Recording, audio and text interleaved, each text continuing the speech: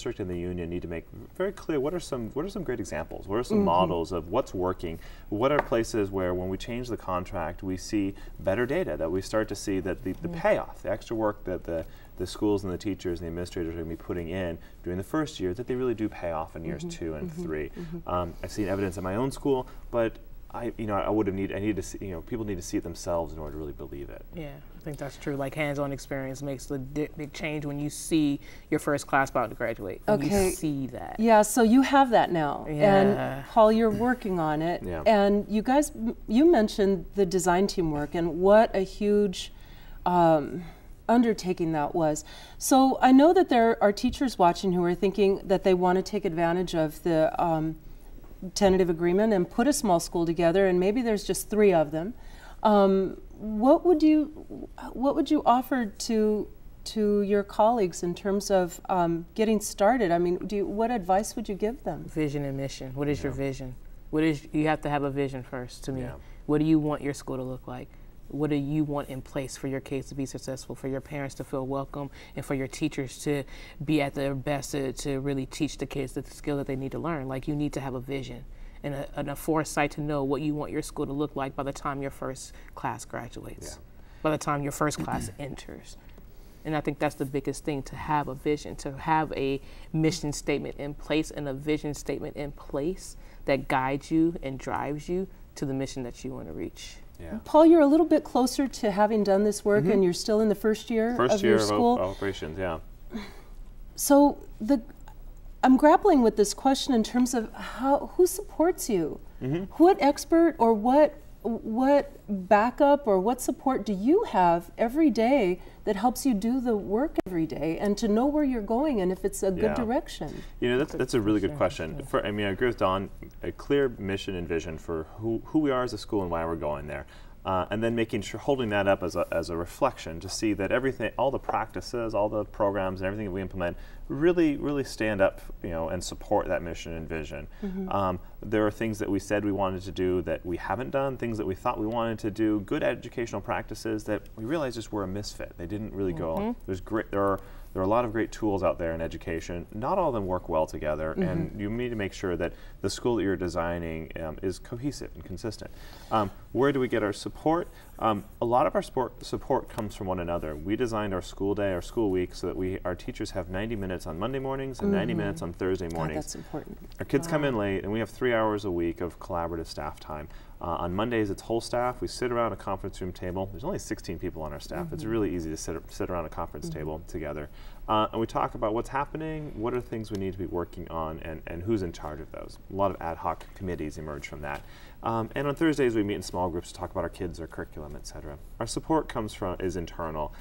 I don't think there's a lot of great answers out there. I think we have a lot of great evidence for what works in schools, but no one has the answer for what works in education. Some charters are doing some great work, some pilots are doing some great work, some traditional schools are doing some great work, but no one really knows what's the right model, and personally I don't believe there is a perfect model. What I do think we need is educators spending more time drafting their missions and visions for their schools and really defining what's our purpose and how is the work we're doing feeding that purpose. And I want to go back to something Dawn said earlier, because at some point, all the mission and the vision has to yield some kind of results. And you said that Green Dot was a data-driven organization, and you said that along with the greater freedom comes a greater accountability. So I want to know briefly, because we only have a few minutes left, what kinds of data do you measure? How do you gather it? And is it a factor in your evaluation? And then the same question for you. Well, they gather tremendous amounts of data. One of our biggest data that we're looking to measurement is called student growth scores, student growth measures. But what metrics feed that formula? What goes into that? Do you know? Is it grades? Test scores. Mostly test scores, looking at similar test scores. Standardized test scores? Standardized test scores at this moment. That's just one part of it. That's just one part of it, but it's the one we're looking to really guide what we're moving into with our evaluation system, because we're right now in the piloting a new version of our evaluation system to tie into a new rubric that we have. So it's just all tied in together. It's been a very interesting year within the union trying to figure out this out and pilot the program.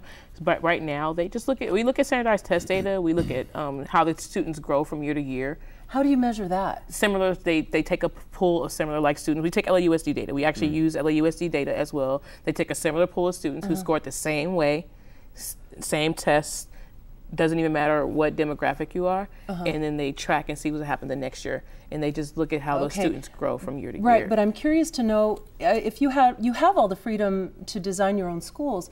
If you were going to put your own data measurements together, what would be important to you? What would you want to look at each student and say, this is what I want to find out about you? I want to see your growth on, you know, how do you measure, how do you define that?